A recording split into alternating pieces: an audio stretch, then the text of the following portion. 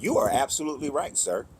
In Mesopotamia and in Babylon, there are artifacts of Ishtar, Inanna, that do depict her with a bunny, and because one of her things is that she was a fertility god.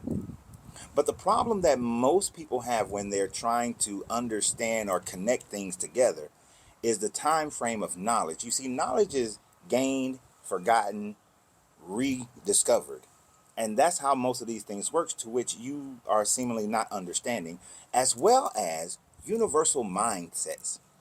And I'm going to break that down. And you're right on time for me to talk about your Yahweh God. You're right on time for me to talk about Yahweh with this comment. So this comment was based on the video I did yesterday about Easter and how the Easter bunny that we have in modern society today came from around the 16th century, when they would look at the hare in English, the British brown hare, and they would see that it could get pregnant while it is already is pregnant with a litter. And so they made that into kind of the Mary Immaculate Conception kind of mentality. But mind you, I'm saying the 1600s. You know what they did not know about in England around the 1600s? They did not know about Inanna. They did not know about Ishtar in the same way that we know about him today. You see, they didn't discover the artifacts in Babylon or Mesopotamia that shows Ishtar with the bunny until around the late 1800s, early 1900s.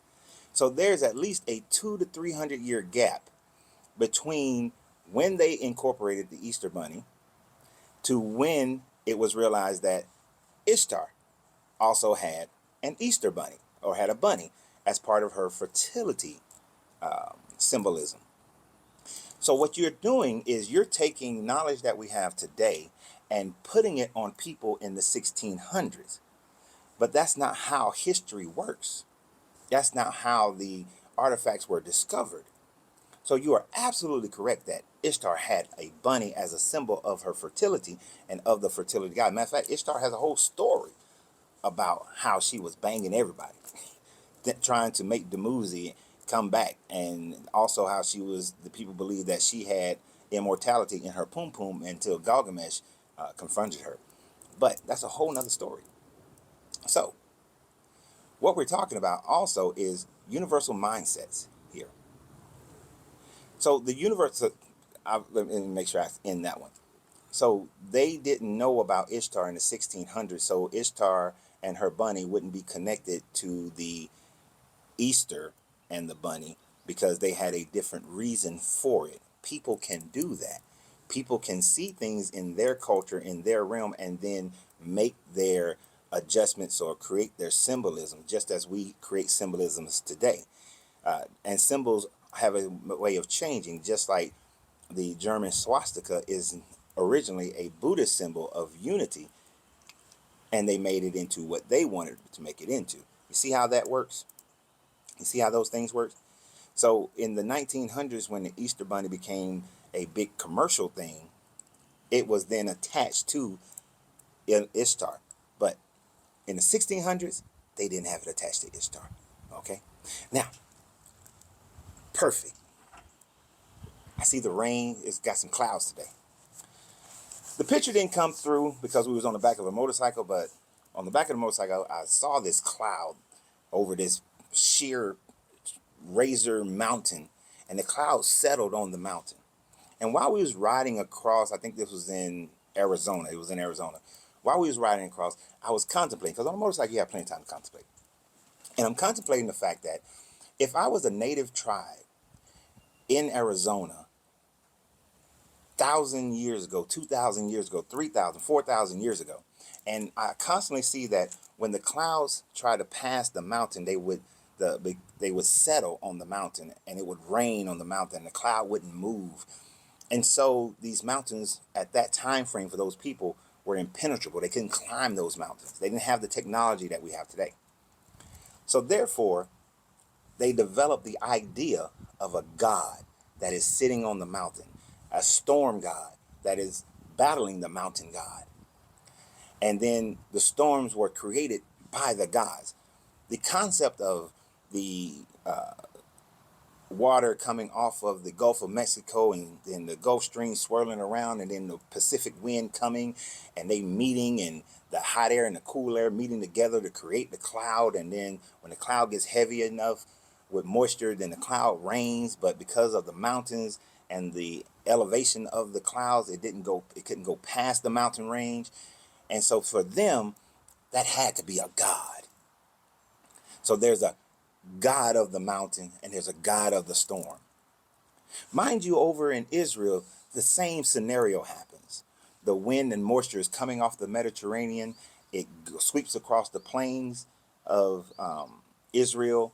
Well, first you got mountains. If in Haifa, it's mountains first, but it sweeps across, and if it makes it past the mountains of Haifa, then it goes over across the little plains, the valleys, but then it gets stuck in the next mountain range. And then it rains, or the cloud settles on top of these mountains. And Moses couldn't climb those mountains. In 1500 BCE, those mountains were too difficult to climb. It was only God could be up there, a mountain God. And so they created a mountain God. And then they see the storms settling on the mountain, the clouds settling on the mountain, lightning. So there had to be a God. You see, they didn't understand the electric universe that we live in, the electromagnetic field, and all these different things that compose of the universe of the earth. And so the lightning had to come from a God. And since the lightning came with the storm, then that was the weapon of the God, or an instrument of the God. And so Yahweh, who was originally a storm deity, is sitting there on the mountain, and Moses went to go speak to him. He was the only one, because remember, the leaders only went so far up the mountain, and then Moses went the rest of the way up the mountain and spent 40 days up there talking to the mountain God, talking to the storm God, is Yahweh. So the ancient Canaanites would have created a storm deity, Yahweh. They would have created mountain gods. They would have thought that these things were God ordained. The Greeks saw Olympus and clouds settling on Olympus, and they couldn't climb Olympus. And they see storms settling and lightning coming. Zeus sits on the mountain with his lightning bolts and all the other gods in his court. All the gods of the heavenly host, much the same way as Elion, the Most High, had all of his other smaller deities for all the other natural phenomenon to which those people at that time couldn't understand. Oh, we're having a drought. The gods must be angry. Oh, it's raining. The gods are happy. The seasons are happening. And we know every year in this month of Nisan, the spring comes and life comes back out. We survive this winter. So there must be a god that attached to it. The ancient Mesopotamians, Babylonians, Sumerians, Akkadians, Elnana, Ishtar, Astarte, start creating their own deities that represented this. The Egyptians saw that cobras would come into the fields and kill the rats, because the rats were killing were eating all of their crops. And so that serpent must have been sent by a goddess. So Renenutet was created. She's the god of fertility, the god of the crops, the god of the harvest, because they didn't understand the natural symbiotic relationship of the earth with rats and cobras and them trying to plant their fields. So they created a deity. Group mindset see the same natural phenomenon, so they create a God. Now, if you were living in an area that was just flat, no mountains, guess what you wouldn't have? A mountain God. But you still would have a storm God. And so all over the world, there are different storm gods that come in.